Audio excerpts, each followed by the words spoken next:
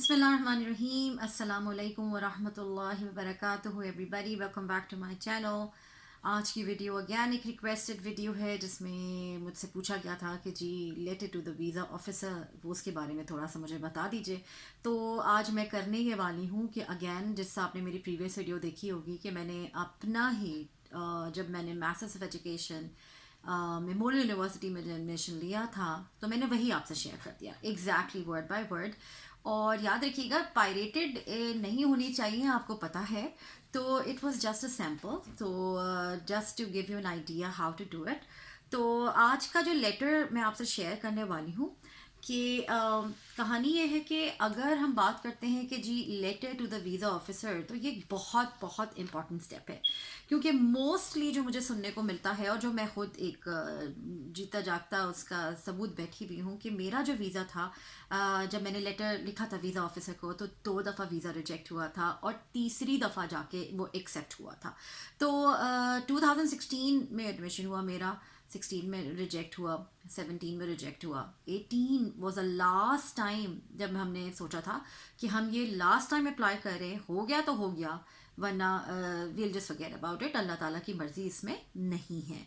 ठीक है, तो अब करने में ये वाली हूँ, आपको मैं ये आइडिया देने वाली हूँ कि हमने क्या अपने स्ट्रैटेजी में कोई चेंजेस लाए थे, हमने ऐसा क्या किया था कि जिस पे हमने वीज़ा रिजेक्शन के बाद वो क्या से सबक हासिल किए थे जो हमने दोबारा अपनी गलतियाँ नहीं दोहराई। और हमने कोशिश की हर बारी कि अगर वो कोई वीज़ा रिजेक्शन, देखिए वीज़ा जब भी रिजेक्ट होता है ना तो वीज़ा ऑफिसर आपको कोई रीज़न देता है, और वो रीजंस कुछ तरह के होते हैं जिनको मैं अभी सबसे पहले वीडियो के स्टार्ट में यही डिस्कस करूंगी कि रिजेक्शन ऑफ वीज़ा के जो कॉमन रीजंस होते हैं वो क्या होते हैं और उनको आप कैसे अवॉइड कर सकते हो। और फिर मैं अपना letter to the visa officer discuss करने वाली हूँ जिसके अंदर हमने कोशिश की इन सारे पॉइंट्स को एड्रेस करने की, ताकि फिर वीज़ा ना रिजेक्ट हो और अल्हम्दुलिल्लाह तीसरी बार यानी 2 साल इंतज़ार करने के बाद वो वीज़ा अप्रूव हो गया। तो मैं यही कहूँगी कि भाई हिम्मत मत हारिएगा। तो जैसे कहते हैं ना मायूसी गुनाह है, तो don't lose hope. So let's get started with the common rejection reasons for the visa. सबसे पहला जो रीज़न आ जाता है वो ये होता है कि जी लेटर ऑफ एक्सेप्टेंस आपको जो आपने अटैच करना है फॉर द वीज़ा, जो भी आप लेटर लिख रहे हो उसके साथ आपकी अटैचमेंट्स जाती हैं कुछ कि भाई ये भी चाहिए, ये भी चाहिए, ये भी चाहिए। तो आपको जो लेटर ऑफ एक्सेप्टेंस है जो आपके यूनिवर्सिटी से आपसे मिला है, क्योंकि ये एडमिशन तो हो गया है, बहुत सारे लोगों का हो जाता है, it's not a big deal, लेकिन असल चीज़ आती है वीज़ा। ठीक है, और मैंने हमेशा अपनी हर वीडियो में आपको बताया है कि आप उन्हीं यूनिवर्सिटीज़ में, कॉलेजेस में जो भी चीज़ हैं आप अप्लाई कीजिए और एडमिशन सीख कीजिए जो कि डेजिग्नेटेड लर्निंग इंस्टीट्यूट्स की लिस्ट पे मौजूद है। और ये लिस्ट ऑनलाइन बहुत ईजिली अवेलेबल है, आप जाके उसको चेक कर सकते हैं ना। अगर तो आपका letter of acceptance DLI list में जो इंस्टीट्यूशंस मौजूद हैं उनसे है, तो फिर तो आपका केस करके ये जो मरहला है ये एक रिजॉल्व हो गया, वो आपको परेशान होने की ज़रूरत नहीं है। और उसकी वजह क्या है कि जी डेजिग्नेटेड लर्निंग इंस्टीट्यूट्स क्या होते हैं कि जो इंटरनेशनल स्टूडेंट्स को अपने पास बुला सकते हैं, उनको एडमिशन दे सकते हैं, एक तो ये है।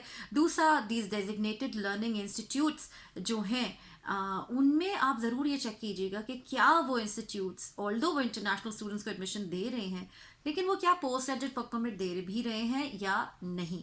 यानी वो इंस्टीट्यूट्स होते हैं जो लीगली अलाउड होते हैं इंटरनेशनल स्टूडेंट्स को एडमिशन जैसे कहते हैं देने के लिए, राइट। तो ये आपको जो इसकी लीगैलिटीज़ होती है ना, इनको मीट करना बहुत सख्त ज़रूरी है। अगर वो डीएलआई लिस्ट पे मौजूद भी है, ठीक है, और उसके बाद आप चेक करते हो जी वो पोस्ट ग्रेजुएट वर्क परमिट नहीं दे रहा, तो मेहरबानी उन इंस्टीट्यूट्स में अप्लाई मत कीजिए, बिकॉज इट्स टोटल कहते हैं ना waste of your money, your time, your effort, because आप उस स्टडी करने के बाद काम नहीं कर सकते। ठीक है, और यहाँ पे मैं क्विकली ये भी छोटा सा बात कवर कर दूं कि अगर आप 2 साल की कोई डिग्री करते हो तो डेफिनेटली इंशाल्लाह ताला आपको 3 साल का वर्क परमिट मिलता है। तो कोशिश ये किया करिए कि आपको 2 साल का मिनिमम आप प्रोग्राम में इनरोल होइए। तो सबसे पहला क्या है, letter of acceptance from designated learning institutes list. ठीक है, नेक्स्ट आपके पास आता है I am so sorry. Okay, next आपके पास आता है नॉट इनफ फंड्स। आपने अपना जो भी इन बैंक स्टेटमेंट है, जो भी चीज़ आप प्रोवाइड कर रहे हो, वो आपको बता रहा है कि जी ये फंडिंग इनसफिशेंट है। ठीक है, तो आपको you have to make sure कि आप अपनी बैंक स्टेटमेंट्स वो प्रोवाइड कर रहे हो जिसमें आप इतने फंड्स शो कर रहे हो कि जी आप अपने ट्यूशन फ़ी, अपने living expenses and the travel expenses, in Canada की बात हो रही है, ये सारी चीज़ें you will be able to manage it on your own. तो इसीलिए अगर आपको पता हो कि जी कुछ पाकिस्तान इंडिया तो है ही एक लिस्ट है जो SDS स्टूडेंट डायरेक्ट स्ट्रीम कहलाता है। ये वीज़ा SDS स्ट्रीम से आप वीज़ा जब अप्लाई करते हो तो आपसे कहता है 1 साल की आपको ट्यूशन फीस जमा करवानी है और आपको $10,000 आपको जमा कराने जो आप ही के हैं। लेकिन जब आप यहाँ पे आते हो तो आपको कुछ फर्स्ट मंथ में देता है और बाकी के जो 11 मंथ्स हैं वही $10,000 आपको इंस्टॉलमेंट्स में वो आपको देता रहता है, जस्ट टू मेक श्योर कि आप एटलीस्ट सर्वाइव कर सकें। याद रखिएगा, ये सर्वाइव करने की बात हो रही है, उस पर आप जिंदा रह लेंगे लेकिन आपको पार्ट टाइम जॉब्स तो करनी पड़ेंगी। ठीक है, तो I hope I am clear about that. आप अपनी बैंक स्टेटमेंट्स जो जमा करवा रहे हो, आप अपना एक प्रॉपर फंड शो कर रहे हो कि जी मैं ये ट्यूशन, लिविंग एक्सपेंसेस और ट्रैवल ये सब चीज़ें अफोर्ड कर सकता हूँ, तो don't you worry about me. और उसके बाद की बात आती है कि आप बहुत कॉमन रीज़न है कि भाई you are not going to leave Canada after the completion of your studies. देखिए भाई, ये तो एक ओपन सीक्रेट है कि जो कोई भी कनाडा में आता है ऑब्वियसली वो क्या करता है कि वो उसका जो मकसद होता है अल्टीमेटली वो यहाँ पे काम करना है, फिर इमिग्रेशन के लिए अप्लाई करना है एंड ऑल दैट। ये इन लोगों को भी मालूम होता है, बट ऑब्वियसली इनको एक रीज़न तो है ये कि you have to provide them with the evidence कि भाई आप अपनी पढ़ाई करने के बाद वापस चले जाएंगे। ठीक है, अब ये आप कैसे कर सकते हैं?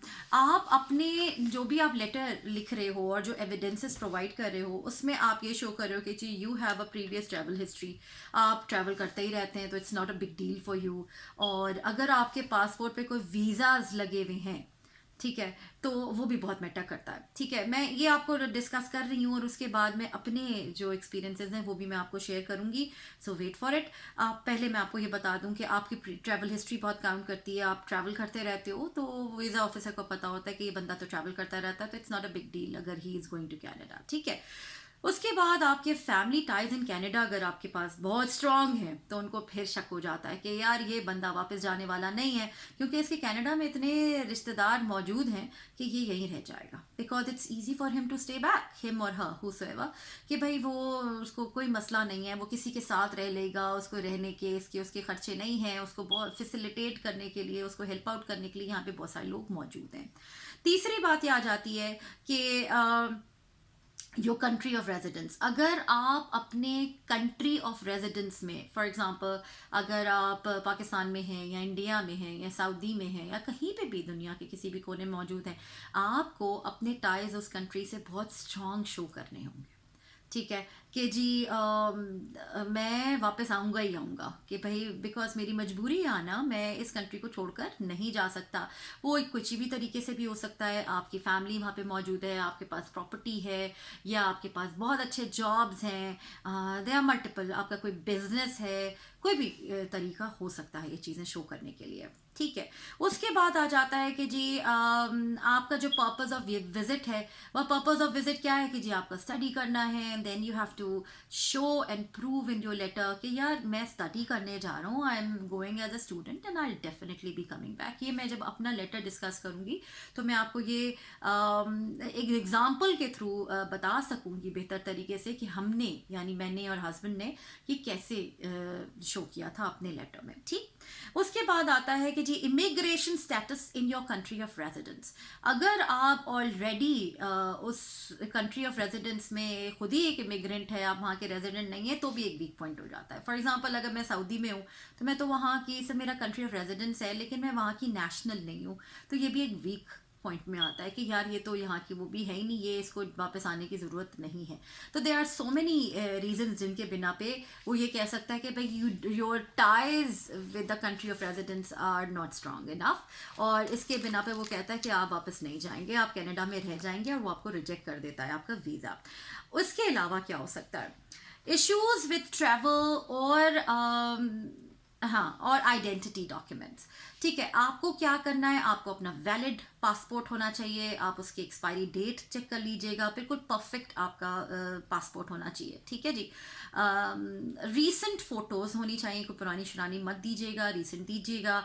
इसके अलावा जितने भी वो फॉर्म्स आपको कह रहा है फिलअप करने के लिए, उसमें बहुत क्लियर और इजी टू रीड आपने इंफॉर्मेशन फिल इन करनी है, उसमें कोई एम्बिग्विटी नहीं होनी चाहिए, वो बिल्कुल सच होना चाहिए। ठीक है ना, तो उसमें ज़रा सा भी कोई चीज़ फेक ना हो, आपने बनाया हुआ ना हो, बिकॉज याद रखिएगा पकड़े जाते हैं, तो you just have to be very very honest and true with whatever documents you're filling. जो भी इंफॉर्मेशन है ना, वो आपकी करेक्ट होनी चाहिए, उसमें कोई भी हैंकी पैंकी नहीं होना चाहिए। ठीक है, इसके बाद आ जाता है एकेडमिक परफॉर्मेंस। एकेडमिक परफॉर्मेंस में एक कंसिस्टेंसी की भी वो एक्सपेक्टेशन कर रहे होते हैं कि जी हाँ जी, आपने आपका जो एक पीछे से जो रिकॉर्ड है, आप वाकई में पढ़ने वाले बंदे हैं, आपका एक अच्छा एकेडमिक रिकॉर्ड चला आता है, या अगर आपने जॉब भी की है, फिर आपने पढ़ा भी है, तो आपका एक रिकॉर्ड ये शो करता है कि भाई आप वो साइड के बंदे हैं। मैं उन फ्रेश जो आ रहे हैं, जिसे अंडर ग्रेड्स कहते हैं, उनके लिए तो कोई मसला ही नहीं, उनका सिर्फ एक एकेडमिक रिकॉर्ड ये चेक किया जाएगा कि जी आपने अपने अंडर ग्रेड में क्या, या ऑब्वियसली ग्रेड 12, अगर आप कहते हो हाई स्कूल डिप्लोमा, अगर हम अंडर ग्रेड्स की बात करते हैं तो हाई स्कूल डिप्लोमा से अलावा वो क्या चेक करेंगे। ठीक है, अगर आप ग्रेड्स की बात करते हो तो ग्रेड्स यानी मास्टर्स लेवल पे जो लोग आ रहे हैं या पीएचडी लेवल पे जो लोग आ रहे हैं, उनका अंडर ग्रेड तक सारा चेक होगा। ठीक है, वो कोशिश ये करते हैं चेक करने की कि वो मेक श्योर कर सकें कि भाई आपका वाकई पढ़ने का मकसद है और एक आप अच्छे स्टूडेंट हैं, more than like above average type, जो कि ये pressure of studies in a foreign country along with doing a part time job to sustain आप कर सकते हैं। क्योंकि याद रखिएगा, जब आप कनाडा मूव होते हैं तो unless and until you have very strong financial backing, आपके लिए मुश्किल है कि आप सिर्फ पढ़ाई कर रहे हो, आपको जॉब तो डेफिनेटली करनी पड़ती है। और अक्सर लोग तो लोन्स लेकर आते हैं, तो आप ना सिर्फ ये कि अपने ट्यूशन फी को कवर कर रहे होते हो, बल्कि आपको लोन्स को पे ऑफ करना होता है, तो you are working really hard along with trying to manage your studies. ठीक है ना, तो ये चीज़ें वो ज़रूर देखते हैं कि ये बंदा किस काबिल है। इसके अलावा बहुत इंपॉर्टेंट पॉइंट है आइल्स। आइल्स का स्कोर, या जो भी आपका इंग्लिश लैंग्वेज टेस्टिंग है, अब तो और भी टेस्ट एसडीएस ने इंट्रोड्यूस करवा दिए हैं, लेकिन IELTS is a most commonly taken test. तो मैं आपको ये बता दूं कि उसमें आपको score you have to make sure कि अच्छा हो। ठीक है, अभी 6 चल रहा है, और इसमें अगर हम एसडीएस की बात करें तो एकेडमिक में 6 है, और आपको करना ये है कि जी ओवरऑल 6 होना चाहिए। अगर आप जनरल कह रहे हैं तो भाई आपको हर जो कैटेगरी है उसकी, उसमें हर एक में 6 होना चाहिए। तो उसकी डिटेल्स पे मैंने एक वीडियो ऑलरेडी बना चुकी है, that's not the topic for today. तो हाँ, वील मूव ऑन। इसके अलावा ऑब्वियसली अगर आप अपने country of residence strong ties show कर रहे हैं, अब मैं अपने लेटर पे आती हूँ कि हमने अपने कंट्री ऑफ रेजिडेंस, जो कि उस वक्त सऊदी था, हमने कैसे स्ट्रॉन्ग टाइज शो किए थे।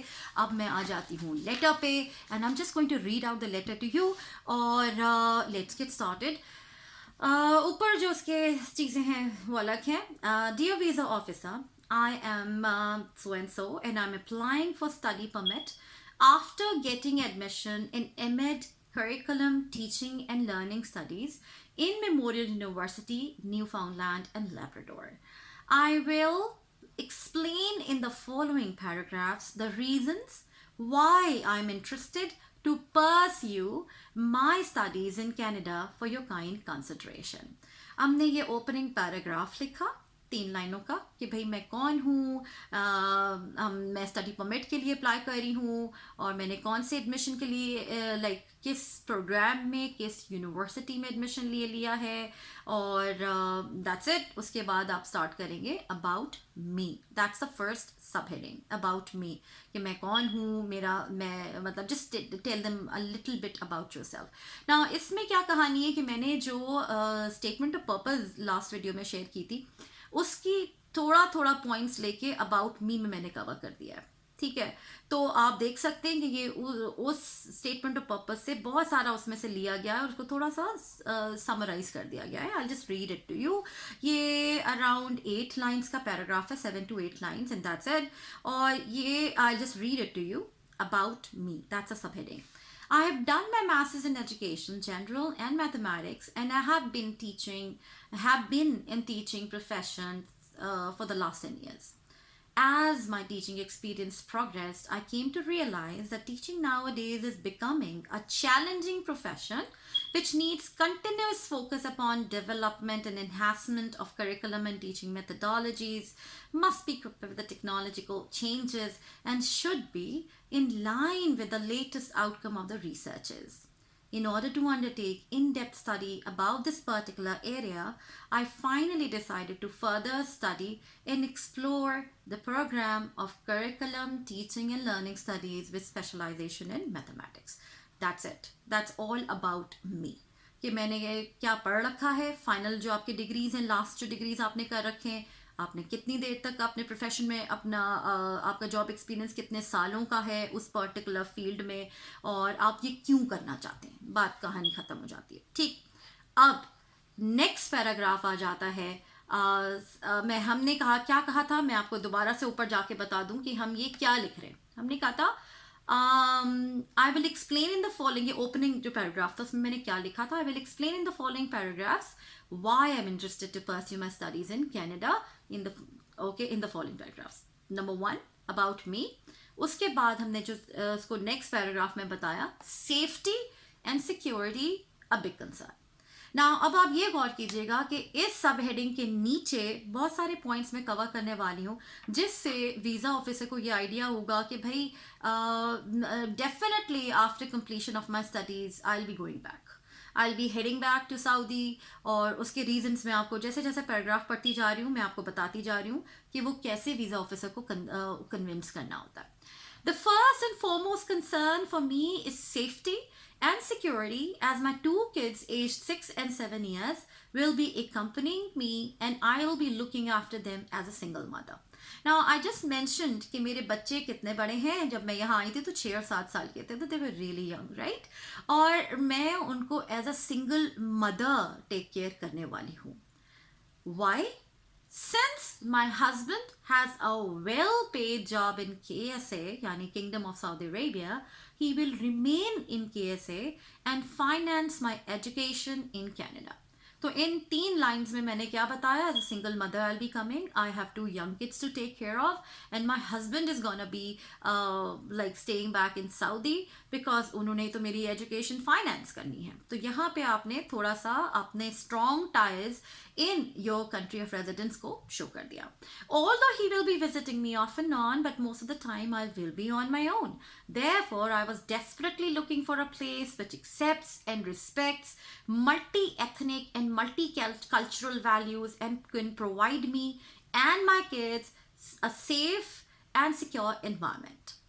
Canada has a well-known history based on human values, and even in the current tense geopolitical scenario, Canada holds the topmost position in the list of countries which are still offering the same hospitality to the foreign students as they were offering before, and I strongly believe that it will continue the tradition of extending love and respect to the foreign students in future too.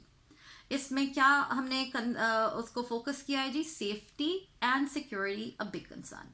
ठीक है, क्योंकि मैं अकेले travel कर रही हूँ अपने बच्चों के साथ, तो ऑब्वियसली ये एक मेरा मेन इशू है जो कि मुझे कंसिडर करना था. ठीक है जी, यानी जिसे आप कंसर्न कह लेते हो, राइट. अब इसके अंदर हमने साथ साथ अपने स्ट्रॉन्ग टाइज भी शो कर दीजिए. Moving on again, no others line का ये पैराग्राफ है, इससे ज़्यादा नहीं है. Next sub heading, why Canada and why Memorial University of Newfoundland Labrador. After safety and security, my second concern is the quality of education. Fortunately, a few of my acquaintances have already graduated from the Canadian universities, so I'm totally convinced and satisfied that overall the education structure of Canadian universities is advanced and competitive, especially MUN, yani Memorial University of Newfoundland, has a well-qualified and dedicated faculty along with a nice course structure and pleasant on-campus atmosphere. So once again, Canada wins the top position in my wish list. तो अब आपने उनको ये convince कर रहे हैं visa officer को कि कनाडा आपने क्यों चूज़ किया, ये वो पर्टिकुलर यूनिवर्सिटी क्यों आपने चूज़ की, अपार्ट फ्रॉम आपका सेफ्टी एंड उसका कंसर्न। ओके फाइन, वो तो हो गया कि सिर्फ सेफ्टी की वजह से आप जाना चाहते हो कनाडा, तो आपने कहा नहीं, along with the safety concern I have another plus point, और वो क्या है कि जी मुझे एजुकेशन से मैं सेटिस्फाइड हूँ, मेरे ग्रेजुएट हो चुके हैं वहाँ से कुछ कजन्स वगैरह जो भी हैं, तो उनसे मुझे आइडिया हो रहा है कि यार it's a nice place to study, right. अच्छा जी, अब हम आ रहे हैं मेन चीज़ पे, और वो है expenses. Now me and my husband will bear the next subheading is expenses. Me and my husband will bear the expenses jointly, and we have enough bank balance which will easily cover all of mine and both my kids' expenses during our stay in Canada. Now, ये सबसे important चीज़ है जो आपको करनी है। इसके अंदर मैं क्या क्या कवर करने वाली हूँ ये मैं आपको बता दूँ। इसके अंदर मैं आपको कवर करने वाली हूँ कि जी स्ट्रॉन्ग टाइज, और स्ट्रॉन्ग टाइज मैंने आपको पहले भी जिक्र किया था कि आपको कैसे कैसे आप शो कर सकते हैं। नाउ इस पर्टिकुलर चीज़ में जब मैं कहती हूँ details of expenses of 1 year extracted from the university website, तो मैं मन की बात कर रही हूँ, मैंने 1 साल के एक्सपेंसेस उनके लिखे हुए हैं, और वो उसमें आपने वेबसाइट से डाउनलोड करे, मैंने लिखा, उसका जो टेबल है वो लिखा, और मुझे नज़र आया, वो टेबल मैंने अटैच किया है अपने लेटर में, ठीक है जी, वो उसका स्क्रीनशॉट ले लीजिए और वहाँ पे आप अटैच कर दीजिए लेटर में। जब हमने इन एक्सपेंसेस का हिसाब किताब लगाया तो जो टोटल जो आ रहा है कैनेडियन डॉलर्स में, वो अप्रॉक्सीमेटली $39,500 आ रहा है, ठीक है। ये आपके एक्सपेंसेस हैं 1 साल के कनाडा में उस वक्त के, ठीक है जी। तो और ये मैं कब की बात कर रही हूँ, 2018 की, कि जी 39.5, आप समझे अप्रॉक्सीमेटली 40,000 का एक्सपेंसेस थे 1 साल के, मेरे और दोनों बच्चों के। तो ये हमने पहले इस टेबल को डाउनलोड करके उसको लाइक उसका स्निप टूल आप यूज़ कीजिए, उसको आप उसका अटैच कर दीजिए उसकी पिक्चर, ठीक है। उसके बाद ये this is very important for you to know, हमने जब इसका next sub heading the available funds, हमने इसके अंदर अपने सारे जो बैंक्स थे सऊदी में और पाकिस्तान में, ठीक है, because I am a Pakistani, तो ऑब्वियसली पाकिस्तान में भी है, पाकिस्तान में सऊदी में जितने भी हमारे पास बैंक अकाउंट्स थे उन सब के अकाउंट एक टेबल बनाया जिसके अंदर क्या कॉलम्स हैं, ऑब्वियसली सीरियल नंबर तो होता है, the first is bank name, then the account number, then the account holders name, क्योंकि कुछ अकाउंट्स फॉर एग्जांपल अगर मैं जॉब कर रही हूँ तो ऑब्वियसली मेरे नाम पे होगा जहाँ पे मेरी सैलरीज आती होंगी, फिर एक अकाउंट वो होगा जो मेरे हस्बैंड के नाम का होगा जहाँ पे उनकी सैलरीज आती होंगी, फिर एक अकाउंट हमारा जॉइंट अकाउंट है, ठीक है। तो हमने क्या किया, बैंक का नाम बताया, फिर अकाउंट नंबर बताया, फिर अकाउंट होल्डर का नाम बताया, उसके बाद हमने उन बैंक अकाउंट्स में कितना बैलेंस है हमने वो मेंशन किया,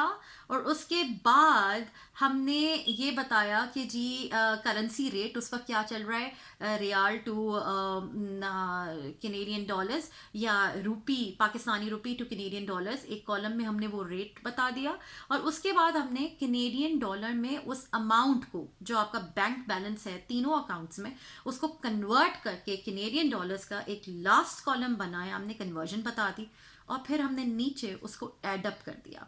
तो मैं आपको सिर्फ ये बताना चाहूँगी कि हमने अप्रॉक्सीमेटली उसका थ्राइस शो किया था, और तो जाके हमारा एक स्ट्रॉन्ग जिसे कहते हैं ना आपका फाइनेंशियल स्टेटस आप शो कर सके थे कि यार yes you can afford it, ठीक है। तो हमने अप्रॉक्सीमेटली मैं आपको बोलूँगी कि हमने थ्राइस शो करा था उस वक्त, ठीक है जी। अब कहानी ये है कि अब हम लास्ट पैराग्राफ पे आ रहे हैं, and this is a very very important paragraph जिसमें हम ये बताने वाले हैं कि हमारे स्ट्रॉन्ग टाइज कैसे हैं। This is a concluding paragraph. In the last but not least, as stated above, in the last but not least, as stated above, my husband is working in a well-reputed company of KSA with a handsome salary certificate attached. आपने जैसा हमने अपने husband की salary जो भी उनका जो certificate था, एम्प्लॉयमेंट सर्टिफिकेट हो गया, वो सब कुछ होता है, हमने वो अटैच किया। And I am also teaching in one of the top international schools of Riyadh, employment contract attached. See? Okay. Definitely, attainment of a degree in MEd in curriculum teaching and learning studies with specialization in mathematics will give me a boost in my teaching career and will open doors to more opportunities for me in KSA as well as my home country. So I'm very keen to come back and rejoin my profession.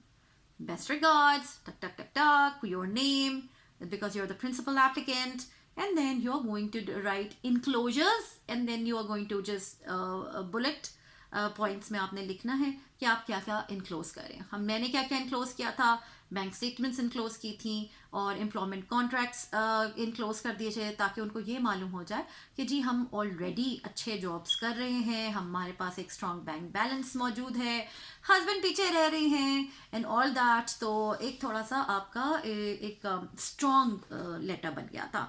मैं फिर बता रही हूँ कि strong ties हमने कैसे cover किए थे, बिकॉज ये जो हमारा पिछले 2 दफ़ा रिजेक्ट हुआ था उसमें कहा था कि जी क्योंकि पहली दफ़ा हम चारों ने अप्लाई किया था, यानी मैं, दोनों बच्चे और हस्बैंड, तो टोटली रिजेक्शन हो गया था बिकॉज वो कहता था आप तो वापस ही नहीं आएंगे बिकॉज स्ट्रॉन्ग टाइज की कमी है. ठीक है, अब हमने क्या किया जी, हस्बैंड पीछे हैं तो there is a strong tie, right, because my husband is back there. मैं फिर कवर कर देती हूँ कि जी हमने स्ट्रॉन्ग टाइज को कैसे कवर किया. भाई I am going as a single mother with 2 young kids, number 1. Number 2, husband is staying behind to finance my education. Number 3, husband has a well-paid job in a well-reputed company. Number 4, I have an excellent job and so obviously मैं अगर आगे से पढ़कर आऊँगी तो मैं उसमें और प्रोग्रेस कर सकती हूँ या और बेटर अपॉर्चुनिटीज़ मिल सकते हैं. Then number 5, good bank balance. अगर आप अपना बैंक बैलेंस बहुत अच्छा सा शो कर दोगे तो उससे भी बहुत बहुत बहुत फ़र्क पड़ता है.